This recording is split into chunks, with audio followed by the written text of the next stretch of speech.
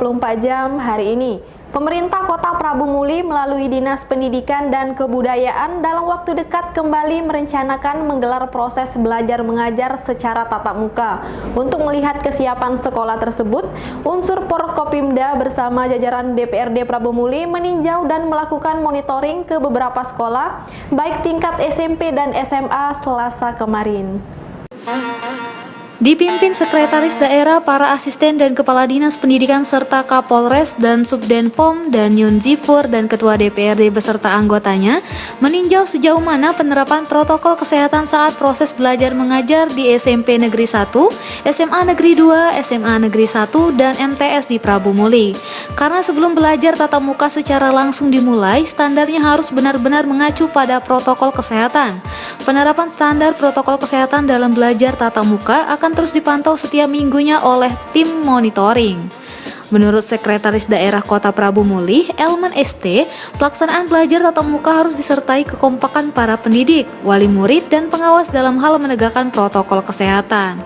Tadi setuju, kita dengar semuanya menginginkan anaknya sekolah, tapi itu tadi artinya harus bergandengan tangan guru, wali murid, kita semua dalam hal pengawasan harus sama-sama kompak dalam hal menegakkan protokol kesehatan dan menegakkan hal-hal yang lain. Ini sama-sama. Sementara salah satu wali murid, Elizabeth, mengaku senang jika belajar tatap muka segera diberlakukan di Prabu Muli. Namun dia berharap saat belajar tatap muka diberlakukan protokol kesehatan tetap diutamakan. Dijalankan. Daripada di rumah juga pening, Pak. Kami yang ngajari juga pening kan banyak kali gitu kan. Kasihan mereka kan, nggak sudah les tapi kan dia sibuk juga kan. Jadi biarlah dia ke sekolah. Ya, kalau seandainya kami minta tim kesehatan datang ke sini supaya anak-anak ini kan bisa sekolah seperti biasa, jangan sakit. Gitu. Reporter dan juru kamera Andrianto, palfresh.com. Pemirsa, kemeriahan pembukaan pameran bersama Museum Negeri Provinsi Sumatera Selatan Bala Putra Dewa kemarin tak sekedar menghadirkan koleksi-koleksi yang ada di museum, namun turut menjadi perhatian kehadiran puluhan pecinta sepeda ontel dari berbagai komunitas sepeda tua di Kota Palembang. Ada yang menarik dari pembukaan pameran bersama Museum Negeri Provinsi Sumatera Selatan Bala Putra Dewa Selasa 10 November kemarin. Puluhan sepeda ontel berjejer memenuhi lapangan parkir Museum Bala Putra Dewa untuk memeriahkan kegiatan yang dibuka langsung oleh Gubernur Sumatera Selatan Haji Herman Deru itu. Sepeda ontel yang berumur puluhan tahun ini ikut menjadi daya tarik pengunjung yang datang, karena selain sepedanya yang unik, pemiliknya juga berpakaian unik, layaknya pejuang kemerdekaan. Pecinta sepeda tua ini datang dari berbagai komunitas seperti POC, COP17, Olga City, dan Koang 66 yang tergabung dalam wadah komunitas sepeda tua Indonesia Provinsi Sumatera Selatan. Pejabat pemerintah Provinsi Sumatera Selatan dan pejabat pemerintah kabupaten kota Sumatera Selatan Selamat Haji. Khususnya akan ada event seperti ini. PLH Kepala Dinas Pariwisata, Kebudayaan dan Pariwisata. Kita siap aja. Juga Prinsipnya kami Kepala ini Museum, komunitas sepeda tua Indonesia sahabat saya, Selatan. Haji Jamal. Kebetulan yang di Palembangnya ada beberapa komunitas, ada Palembang Ontel, ada COP17, Peserta pameran Olga, 78 sampai kita koordinasikan sama-sama. hadirin Di Palembang sendiri sudah sampai 150-an ontel. Kalau se-Sumsel mungkin sudah masuk ke 400-an di Sumatera Selatan.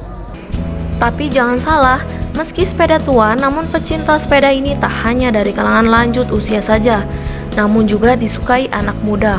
Bahkan umur sepeda ontel yang ada di sini diproduksi sejak tahun 1903 dan sudah berumur ratusan tahun.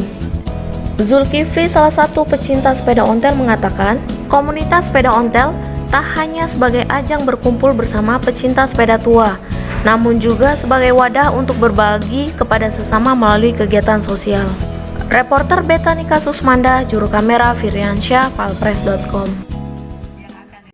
Ratu Sinuhun menjadi topik bahasan dalam seminar dan webinar peran perempuan Sumsel dalam perspektif budaya. Dalam seminar ini diharapkan para perempuan Sumsel bisa meneladani spirit Ratu Sinuhun sebagai penggerak keluarga. Museum Negeri Sumatera Selatan bekerja sama dengan Museum Basuki Abdullah Jakarta menggelar seminar dan webinar peran perempuan Sumatera Selatan dalam perspektif budaya di Aula Museum Negeri Sumatera Selatan tadi siang. Kepala Museum Basuki Abdullah, Maeva Salma mengatakan, Sumsel memiliki tokoh wanita yang sangat berpengaruh di abad 16, Ratu Sinuhun. Dia merupakan penulis kitab Simbur Cahaya yang merupakan undang-undang tertulis perpaduan antara hukum adat dengan ajaran Islam. Oleh sebab itulah, perempuan di Sumsel harus memiliki spirit seperti Ratu Sinuhun.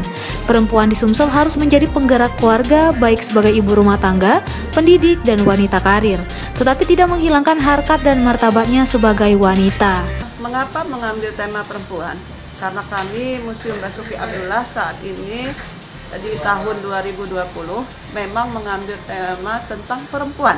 Ya, seorang Basuki Abdullah sangat mengagumi sosok seorang wanita, ya, apalagi ibunya adalah idolanya. Nah, karena acara ini diselenggarakan di Sumatera Selatan, makanya dikaitkan peran, ya kan, perempuan Sumatera Selatan dalam perspektif budaya. Tadi dalam sambutan juga, kalau di Sumatera Selatan ini punya tokoh, ya, sejak abad 16 Ratu Sinuhun. Nah, berdasarkan hal itu kita harus mempunyai semangat, spirit, ya, para perempuan ini mencontoh seperti Ratu Sinuhun ketika abad 16 mampu membuat undang-undang. Mudah-mudahan ke depannya perempuan-perempuan di Sumatera Selatan menjadikan penggerak, ya, sebagai ibu rumah tangga, pendidik, dan bahkan juga sebagai wanita karir, ya, tetapi tidak menghilangkan harkat dan martabat peran sebagai wanita. Sementara itu, Kepala Museum Negeri Sumatera Selatan Haji Chandra Amprayadi mengatakan, seminar ini bermaksud untuk mengenang jasa para pahlawan, salah satunya Ratu Sinuhun. Menurutnya, peran wanita saat ini sangat diperlukan untuk memajukan bangsa dan negara. Dimulai dari keluarga yang membina anaknya agar tidak diperbudak gawai, menanamkan budi pekerti dan pendidikan karakter kepada anak. Reporter Citra Utama, juru kamera tim Sumsel 24 jam, palfresh.com. Berita terakhir Sumsel 24 jam hari ini. Museum Negeri Sumatera Selatan ikut memamerkan sejumlah alat tradisional dalam pameran temporer yang dibuka oleh Gubernur Sumsel Haji Hermanderu. Dalam pameran ini, pengelola memamerkan alat tradisional mulai dari perkebunan, pertanian, hingga perikanan. Berikut reporter Ade Elsa Nasution dengan juru kamera Ki Agus Yahya melaporkan untuk pemirsa Sumsel 24 jam.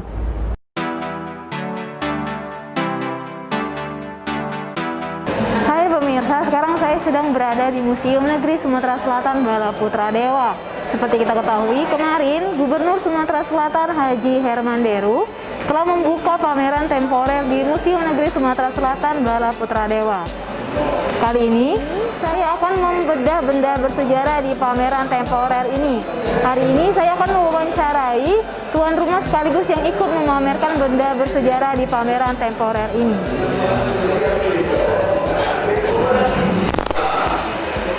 Selamat siang Bu Mary. Selamat siang. Apa kabar Bu? Baik. Aku mau tanya nih Bu, apa saja benda bersejarah yang dipamerkan oleh tuan rumah di pameran temporer ini? Kebetulan kita mengambil tema tradisional pengolahan hasil bumi. Di sini dibagi 3 sub, salah satunya pengolahan hasil bumi pertanian, pengolahan hasil perkebunan, dan pengolahan hasil perikanan. Ada benda apa saja Bu yang dipamerkan di pameran temporer ini? Kalau saya boleh tahu Bu? Kita lihat di situ salah satunya ada lesung kayu yang digunakan untuk menumbuh padi. Ada pisaran beras. Nah, yang paling bagus ini ada gelebut. Ya. Gelebut ini dari tahun berapa Bu dibuat atau digunakan oleh masyarakat? Ini merupakan warisan budaya kita yang menjadi koleksi Museum Negeri. Ini sudah cukup lama. Dan sekarang menjadi koleksi Museum Negeri Sumatera Selatan. Ini menandakan bahwa merupakan salah satu warisan yang sangat berharga. Di zaman dari masa lalu sudah menggunakan teknologi ini. Ini merupakan salah satu teknologi tradisional yang fungsinya untuk memisahkan hasil padi dari yang bernas dengan yang berisi gitu. Namanya kelebut ya, Bu? Kelebut ya. Kalau ini Bu, isaran beras ini kegunaannya untuk apa ya, Bu? Ini untuk mengolah beras menjadi tepung seperti itu. Ini waktu itu sangat berguna ya, Bu? Iya, kita menjadikan koleksi ini untuk lebih mewarisi ya. Jadi nilai-nilai yang kita dapat ini akan dipublikasikan karena ini merupakan warisan nenek moyang. Bagus sekali ya, Bu. Kalau boleh tahu ini udah berapa lama, Bu, di Museum Negeri Sumatera Selatan? Kita secara ini lebih sudah puluhan tahun juga ya. Udah lama ya, Bu, berarti ya? Iya, sudah cukup lama juga. Tetapi kalau kita menceritakan satu persatu itu lebih ke koleksi ya. Oh iya. Sudah sesuai dengan tema tadi ya. Ini kebetulan yang untuk pertaniannya. Jadi setidaknya masyarakat Tahu? Iya, mengenal bahwa kita menggunakan teknologi seperti ini. Jadi banyak sekali nilai yang kita dapatkan, nilai-nilai sejarahnya seperti itu, bahwa pada masyarakat zaman dulu memang sudah menggunakan teknologi seperti ini. Selain hasil pertanian yang dipamerkan, selain ini ada apa aja, Bu? Ada lagi pengolahan hasil perkebunan. Boleh saya lihat, Bu? Oh, mari. Ini ya, Bu. Ada apa saja nih, Bu? Di sini ada penggiling kapas, perajang tembakau, ada gugur kelapa, parut kelapa. Ini merupakan teknologi tradisional yang diwariskan juga ke kita. Menarik sekali ya, Bu. Iya. Kalau kukur kelapa ini, Bu? Ini gugur kelapa ini sistemnya seperti ini, kelapanya dibelah dua ya. Oh, terus, dibelah dua. Gitu baru ya, Bu? kita duduk di atas untuk memarut seperti itu. Oh, untuk dengan kelapa cara ya, Bu? marut kelapa. Jadi parutan kelapa ini cukup unik. Kalau istilahnya waktu anak-anak duduk, kita bisa duduk berdua gitu. Jadi ada nilai yang sangat unik seperti itu ya. Selain perkebunan ini ada lagi, Bu? Ada satu lagi pengolahan hasil perikanan ya. Nah, di sini ditampilkan koleksi-koleksi yang berkaitan dengan hasil perikanan yang sudah diolah. Sepertinya ada pembuatan makanan tradisional, antara lain seperti bekasem, makanan khas makanan tradisional Palembang ya. Ada rusit. Iya. Ini tempat wadah makanannya, Bu? Tempat pengolahan untuk pembuatan bekasem salah satunya. Kalau pirikan ini, Bu? Pirikan ini untuk pengolahan untuk penggilingan daging ikan. Ikan.